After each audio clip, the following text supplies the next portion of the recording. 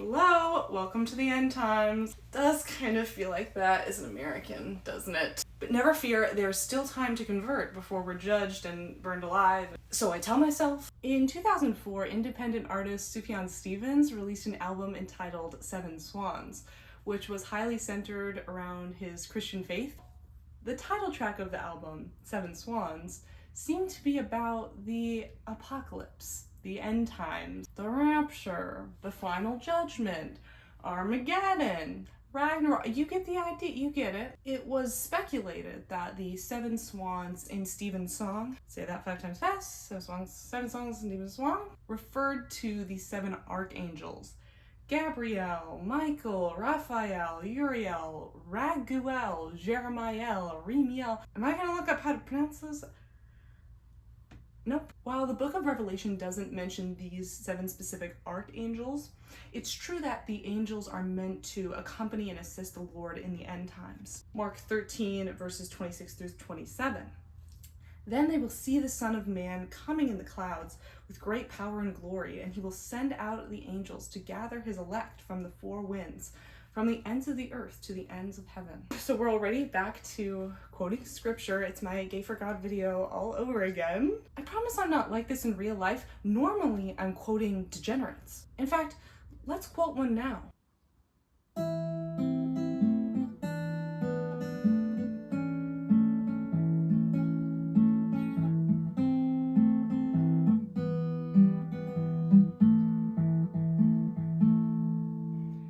We saw the dragon move down.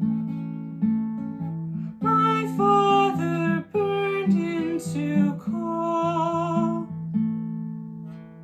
My mother saw it from far. She took her purse to the bed. I saw a sign in the sky. 7 horns, 7 horns, 7 horns. I heard a voice in my mind. I am Lord, I am Lord, I am Lord. I am Lord, I am Lord, I am Lord.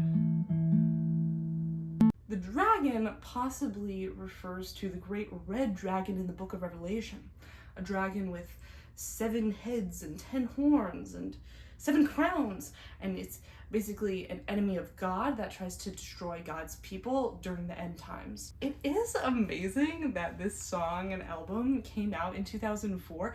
Like, we're at a place now in 2025 where we can start doing good histories of the 2000s, and putting out this kind of Christian album in 2004 during the height of the Iraq War. That takes guts, okay? In 2005, George W. Bush talked about the war in Iraq. Although it was a holy war, like, I'm driven with a mission from God. God would tell me, George, go and fight these terrorists in Afghanistan. And I did. And then God would tell me, George, go and end tyranny in Iraq. And I did. Okay, George. There were private intelligence briefings about the war at the time that had Bible verses on the cover and like US soldiers kneeling in prayer. Like, they didn't explicitly say it was a holy war, but you know, we think Christian nationalism is bad now, and it definitely is, but to the 2000s it was a different flavor. It's a whole different flavor of Christian nationalism happening. And across the country, debates about evolution versus creationism abounded. In addition to the legalization of gay marriage, the Massachusetts Supreme Court became the first state to rule gay marriage constitutional in 2003. The issue burst onto the national political scene and created momentum for gay rights. That's why I have my Ride with Pride Metro tattoo. Temporary tattoo. I had to film this before it went away. Anyway, without the activism of the 2000s, we probably wouldn't have had gay marriage succeed at the Supreme Court in 2015 in Obergefell. for now. New atheism as a concept and a movement also emerged in the 2000s, mainly as a reaction to the religious fervor that accompanied 9/11. Do you guys remember 9/11? Were you alive during 9/11? Where were you on 9/11? Leave a comment. I was a toddler at daycare on the 80th floor. Just kidding. But those new atheists, man, they had points, but looking back, those bitches were mean and kind of annoying, let's be honest. And some of the arguments were shite, but new atheism released a kind of tension that I think was valid if taken too far at some point, and also leading to disparate movements. And many atheists were sort of disinterested in the mystery behind the universe and seemingly put all their faith in scientific rationalism as a means to solving all of our ethical and political problems, which has not worked out quite yet. And in the midst of all this politicization of religion in the 2000s, here comes this New York indie artist, Sufjan Stevens, with his banjo tunes, singing about the wrath of God. I respect it, but it must have been rough out there. I read an article from The Village Voice in 2005 that said apparently Stevens' publicist insisted that the topic of religion wasn't allowed in interviews. Quote, "I don't think music media is the real forum for theological discussions," says Stevens. "I think I've said things and sung about things that probably weren't appropriate for this kind of forum, and I just feel like it's not my work or my place to be making claims and statements because I often feel it's misunderstood." Oh, it was a bad time then.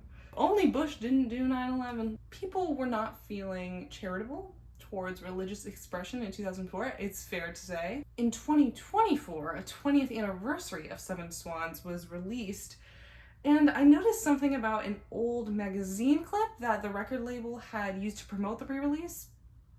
I had always interpreted the song Seven Swans as a fire and brimstone creepy banjo tune, which, nothing wrong with that.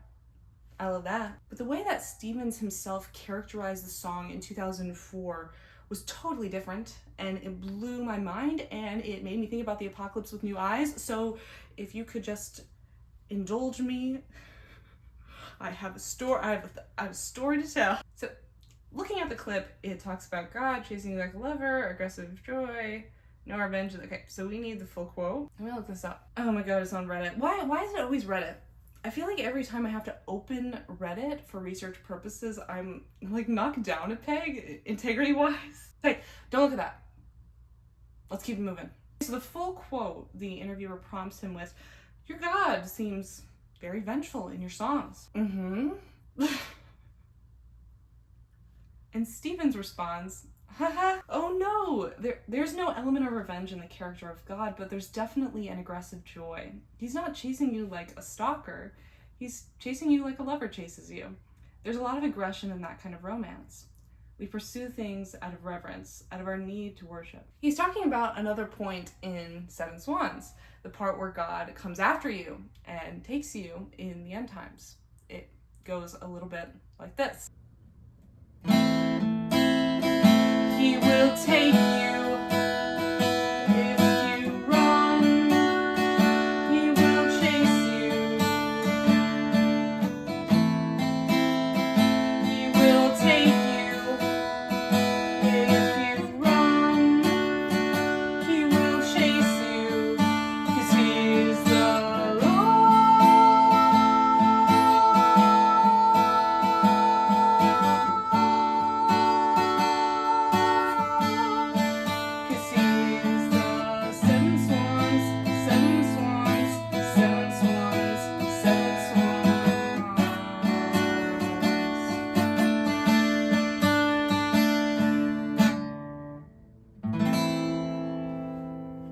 So when I listen to this song, I gotta be honest, I do not experience it as an aggressive joy on the part of God. I find myself experiencing anxiety, a sense of terror, perhaps. I actually like that. Sometimes scary songs are kind of fun and jarring, and they are a safe way to confront existential fears that one may have. But Stevens clearly doesn't see it that way. What's fascinating is that he seems to be describing the opposite. He sees Seven Swans as a love song, while I experience it as a banjo-laden horror poem.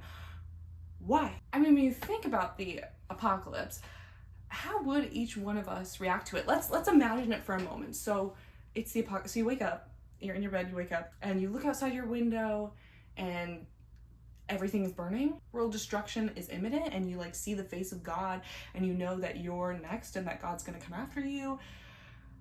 What emotions come up for you? Like, how would you react? I actually don't think there's one answer, but I do think that there are exactly two answers. And that is what we're going to be talking about today with the help of our friend C.S. Lewis. So Clive Staples Lewis, the famed 20th century Christian apologist and Oxford man, completed his magnum opus, Mere Christianity, in 1952.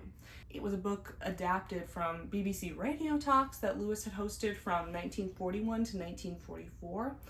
And it's basically a collection of essays explaining various aspects of what he sees as the Christian faith. It was enlightening at the time because Lewis gave Christianity a sort of intellectual veneer, and it was a conversion story too, so he had converted Lewis from atheist to Christian, and therefore he kind of has a outsider's perspective of religion. When I picked up Mere Christianity a few years ago, I remember feeling apathetic as I had finished it. I'd sort of gone into the book guns blazing, thinking like, hey, Clives, do your worst, convert me. Oh gosh.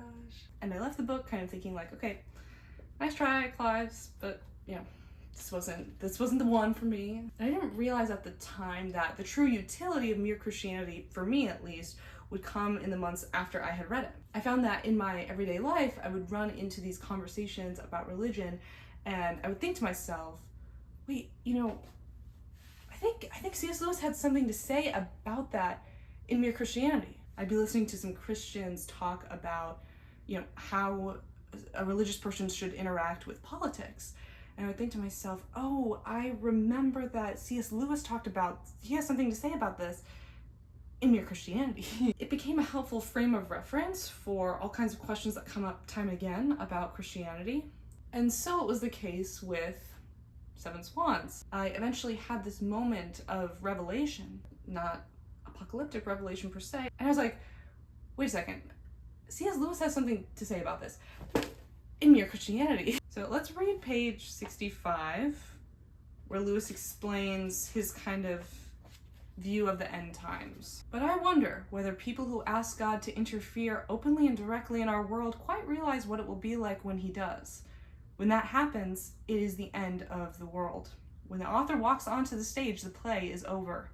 God is going to invade, all right, but what is the good of saying you are on his side then, when you see the whole natural universe melting away like a dream and something else, something it never entered your head to conceive, comes crashing in, something so beautiful to some of us and so terrible to others that none of us will have any choice left.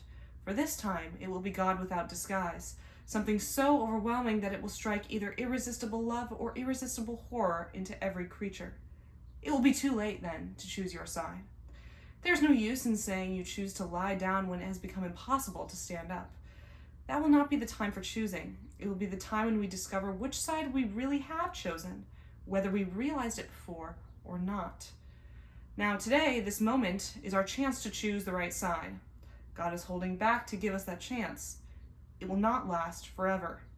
We must take it or leave it. So that's terrifying. I definitely think Lewis is in his fear-mongering bag with that one. You know, he was in favor of Christian neocolonialism, like saving the third world from hell, all that. He's not as laid back as your average folk singer, I would say, but his insight here is interesting. He argues that there will be two main responses to the apocalypse, and that those responses correspond with your post-apocalyptic destiny. The end times will induce in every person an irresistible love or an irresistible horror corresponding with salvation or damnation. Is that what's happening when Stevens and I are experiencing the same song differently? That he feels the irresistible love and I feel the irresistible horror, and that means that I've chosen willingly the side of evil and eternal damnation? Does that mean that according to this interpretation, I already know I'm destined for hell? It will be too late then to choose your side, Lewis writes. It's the final judgment. Right. Josh Rivera wrote a piece for Slate magazine that touched on this dichotomous nature of the apocalypse in 2021, entitled Vanished from the Earth. The rapture isn't just about terror, it's seduction, something to feel special about. In this, the rapture has become a uniquely American fear and a uniquely American hope. It's a fairy tale used to frighten children and a lullaby for grown adults, including my own parents. Rivera's father characterizes the rapture like this: there's an underlining of joy because you know God's preparing a place where all these elements that affect us and are attacking us here in this flesh now, he has promised us that we won't have any of that when he comes to get us because he's preparing a perfect place. Over time, his father says, his feelings about the rapture have evolved. It's not something to be feared. It's a reward. The theological study of the apocalypse is called eschatology, coming from the Greek words eschatos, meaning last or ultimate, and ology, meaning study things. So it's the study of the last things or the ultimate things. Theologians going back to ancient times have commented on this dichotomous nature of the apocalypse. St. Thomas Aquinas wrote, "Fear is incompatible with bliss, but the last judgment, which above all is described as terrible, cannot take place without inspiring fear into those who are to be judged." In City of God, St. Augustine also divides the populace into two groups with opposite psychological reactions. "In that day, true and full happiness shall be the lot of none but the good, while deserved and supreme misery shall be the portion of the wicked, and of them only. They that have done good to the resurrection of life, and they that have done evil to the resurrection of judgment. Here some to everlasting life, and some to shame and everlasting confusion." There actually isn't a lot of opining on the human psychological reaction to the apocalypse. It's mostly about like the angels, the preconditions, the dragon, like all of the logistics of how the apocalypse will unfold. We tend to forget this about Christianity, but it did start as an end times cult. Like St. Paul, and other religious leaders during and the years after Jesus' death believed that Jesus would return from the dead in their lifetimes and bring forth the end of ordinary reality and initiate reunion with the divine. Now, 2,000 years have passed, and so theologians have had to do some work to explain why, in fact, there has not been the second coming. It's because the Jewish temple needs to be rebuilt and destroyed again. It's because not everyone has had the gospel preached to them. So we need to get those missionaries out there to every corner of the earth and convert folks, or give them the opportunity to reject the religion and die in the apocalypse because they knew better. Or it's because the Antichrist hasn't started the final battle, or it's because, the Lord works in mysterious ways. There are Christian denominations that have falsely predicted the apocalypse numerous times. Jehovah's Witnesses have predicted the apocalypse like 5 different times throughout the last 200 years, and each time they've had to come up with some excuse as to why, in fact, the apocalypse did not happen the way they said it would. They were really obsessed with the year 1925, and when 1926 inevitably came, their publication Watchtower was like, "Some anticipated that the work would end in 1925, but the Lord did not state so. The difficulty was that the friends inflated their imaginations beyond reason, and that when their imaginations burst asunder, they were inclined to throw away everything." Okay. Sure. The world is going to end tomorrow at dawn. Aw, nuts. You sure it's tomorrow? Afraid so. Right at dawn. Zorp is gonna be here to free you from your flesh.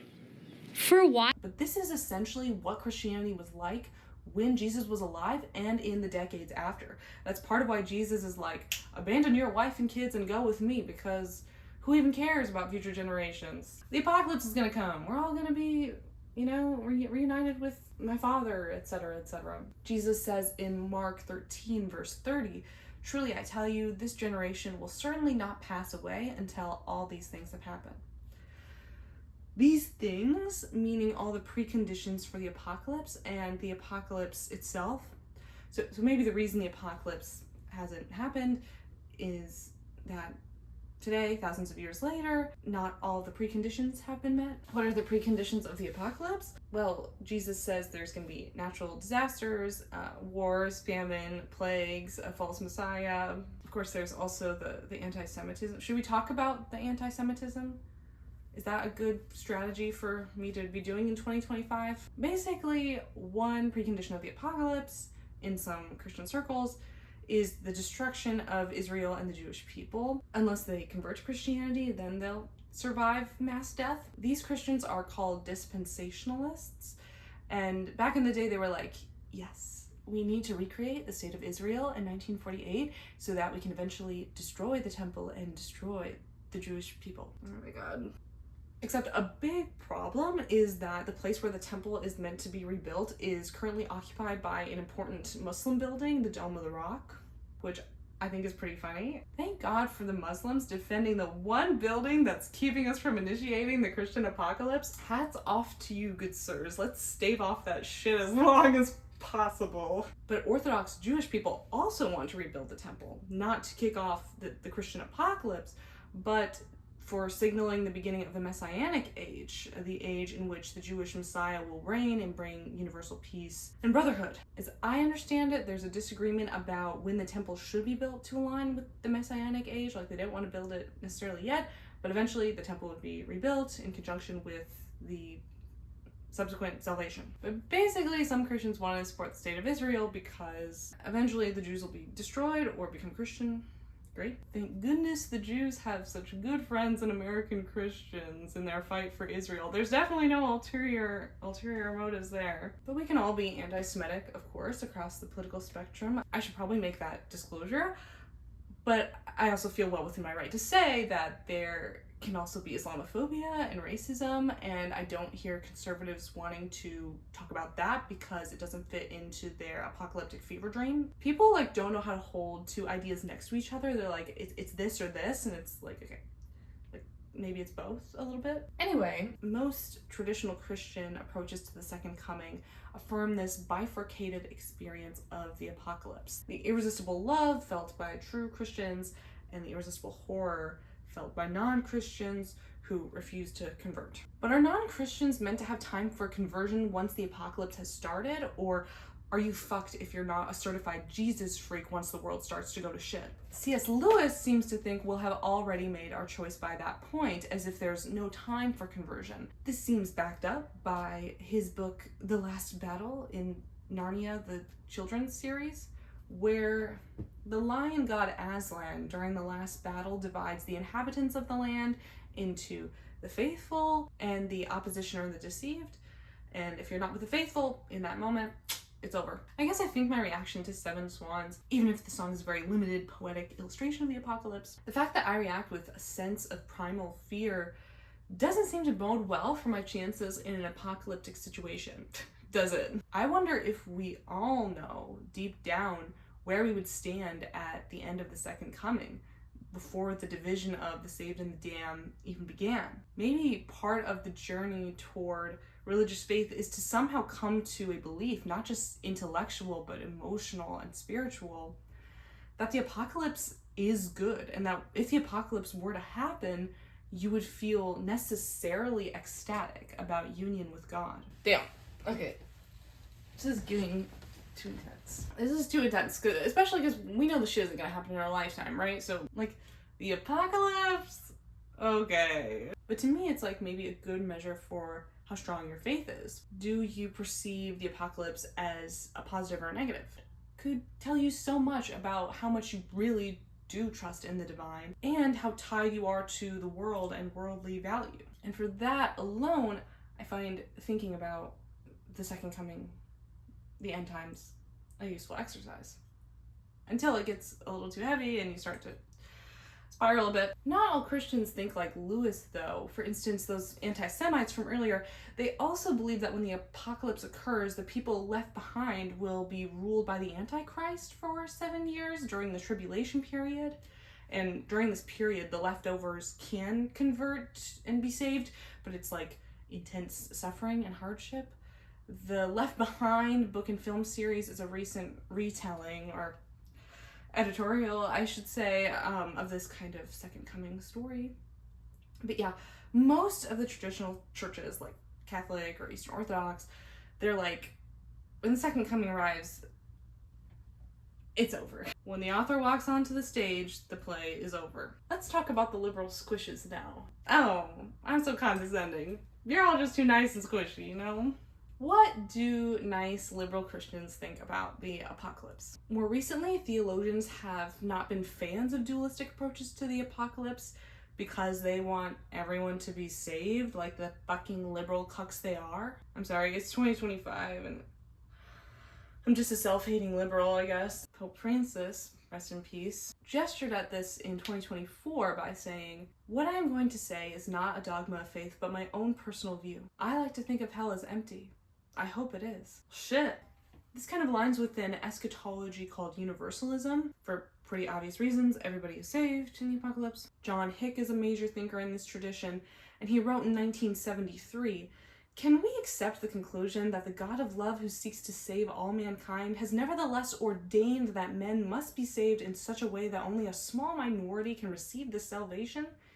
It is the weight of this moral contradiction which has driven Christian thinkers in modern times to explore other ways of understanding the human religious situation." I don't know, seems a bit woke to me. Part of this is that Hick is a radical pluralist.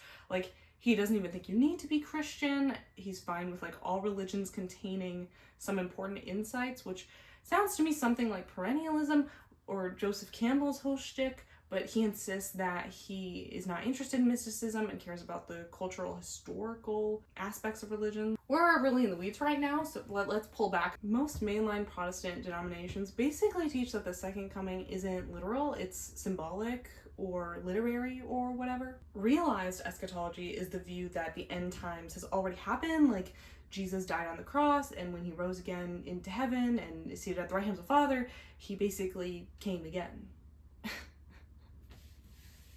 I'm a 12-year-old. He came again. Jesus came. So in the case of realized eschatology, we don't have to worry about a second coming because we're already done with that, right? But also, many mainline Protestant churches do think Jesus will come again.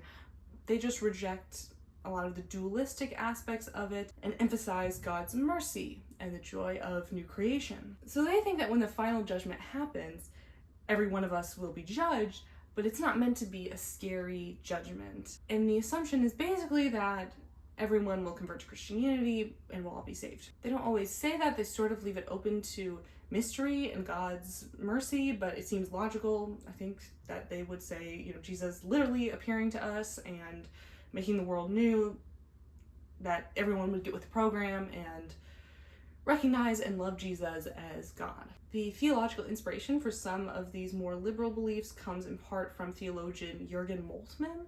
In the Theology of Hope, Moltmann writes, "The sin of unbelief is manifestly grounded in hopelessness. Among the sinners whose future is eternal death in Revelations 21, verse 8, the fearful are mentioned before unbelievers, idolaters, murderers, and the rest. Temptation then consists not so much in the titanic desire to be as God, but in the weakness, timidity, weariness, not wanting to be what God requires of us. Man does not believe himself capable of what is required of him. That is the sin which most profoundly threatens the believer." Moltmann isn't a universalist, but he certainly hopes that everyone is saved. That's where Pope Francis was very intentional in saying that he hopes hell is empty, not that he thinks hell is empty. And this whole fearful thing being mentioned in reference to Revelations, he's kind of telling Christians to not be fearful of the end times and that being hopeful is the basis of Christianity and that fear is really kind of a sin that we need to reject. The emphasis is shifted to a far less punitive, far more hopeful and joyful idea of the second coming. But I do think it's mainly a shift in emphasis, because a lot of theologians are leery of going directly against the Bible verses that pretty clearly state that people will be judged and that some will live eternal life and some will die forever. So I guess here's where I'm a meanie to the liberal squishes, as always. They really want to downplay the dualism, the bifurcated experience, the irresistible horror part of irresistible love and irresistible horror, right? But I just don't think that's going to work out for them. This is not how the early church fathers interpreted the second coming. They thought the end time cult stuff was real and would happen in their lifetimes. And it seems like liberal Christians nowadays, I mean, what do they think? Like, it's like Jesus wasn't serious when he was like, we're doing the end times cult thing. We're doing it. Also, what's missing in universalism or symbolic interpretations is the psychological utility of the bifurcated experience of the apocalypse. I think that confrontation with the two ways it could go, the irresistible love and irresistible horror, it sort of forces us to look within and consider ourselves. To abandon that dualistic perspective is not without its spiritual losses. It's kind of like when you're picking out a restaurant with a friend. Stay with me. You're like, I don't know, maybe we should go out to that Indian Mexican fusion place, or we could go to the Millennial Microbrewery. I really can't decide. Can you tell I'm living in suburbia right now by these examples? Oh God, the housing crisis needs to end so I can just go live my urbanist dream. But one way to find out what you really want is just to have your friends say to you, we're going to the microbrewery.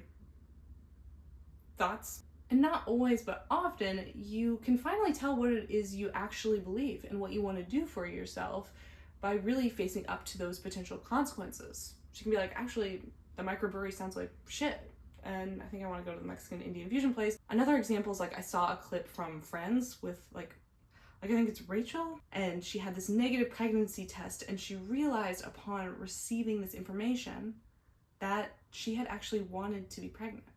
She didn't know that before, but as soon as she heard that the test was negative, her gut activated and told her, man, I actually did want to have that baby. I think that gut activation can be a helpful tool for faith, and imagining the apocalypse, at least for me, activates an emotional response that I think kind of accurately reflects where I'm at with religion, which is not great. Still very afraid of death. I am reading about perennialism though. So stay tuned. We keep changing and evolving and learning. It's all groovy. Maybe what needs to happen is that rather than using the apocalypse as a scare tactic for evangelical recruitment, it should be something that believers can contemplate for themselves personally, and non-believers too, if there's an interest, and see what they get out of that. Maybe it's totally unhelpful and insane to take the apocalypse seriously, but whatever, I'm getting a kick out of it. The other thing is that I think that the dualistic experience of the apocalypse might be an example of the dualistic experience that each of us has with the sublime. So the sublime is that feeling you get on the mountaintop when you look out at the valley and you have this combination of like awe and overwhelm. Freud called it the oceanic feeling. There's this sensation of self-boundary dissolution that is ecstatic and horrifying at the same time. I think the apocalypse, even if it's just a story or a symbol, is meant to invoke irresistible love and irresistible horror. And to try to get rid of that dualistic aspect is to ruin the point of the narrative and the way that it's supposed to make us feel. It's getting rid of that sublime feeling of horror and awe that do often go together. And I don't know, isn't that interesting? And shouldn't we keep that, libs? Probably the apocalypse is never going to literally happen, but I think the bifurcated experience should remain as a way to reflect on how trusting you are in God, and if you feel like you would be ready to let God like reshape reality around us. If you're ready to abandon this reality and unite with God, and maybe that's where Sufjan Stevens is at. He's like, the Lord is out here. He's gonna take me. He's gonna take you. Let's do this thing. Fuck it all. Fuck this ego. But I find that a lot of other Christians don't really consider the radical nature of that, even though it seems like dissolution of the individual self is what's gonna happen after we die. I personally don't see heaven as the good place construction of it, where it's basically like Earth and we're all still separated individuals who have the exact same individual wants and urges and just get to fulfill endlessly, like a paradise of crazy orgasms for every minute of existence. I see heaven as a kind of loss of the individual self to join the whole or the one, and it's an entirely different experience than the one that we have in this life. Growing up in evangelicalism, there's often this depiction of God as a man in the sky and heaven as like a better Disneyland that prevents people from understanding really how scary or ecstatic another reality would be, how union with God would actually be experienced. Or maybe you've done enough psychedelic drugs or like meditation and you kind of have an idea of that. That's fair. Of course, it's totally possible that none of what I'm saying is real and we're all just gonna die as material beings, as the atheists argue. Who's to say? I love ending these videos being like, we're all just gonna die, and soon we're all dead. So whatever, man. As an elder Gen Z, unfortunately, the nihilism is too strong. I'm working on it. There's a ton more to the apocalypse and the afterlife. Obviously, I haven't covered it all in this video, but hopefully this provided some interesting considerations about how humans dualistically respond to the apocalypse. And hopefully you survived my little folk song rendition, that sort of thing. Thank you for watching. Seriously, thank you for watching. Peace to y'all.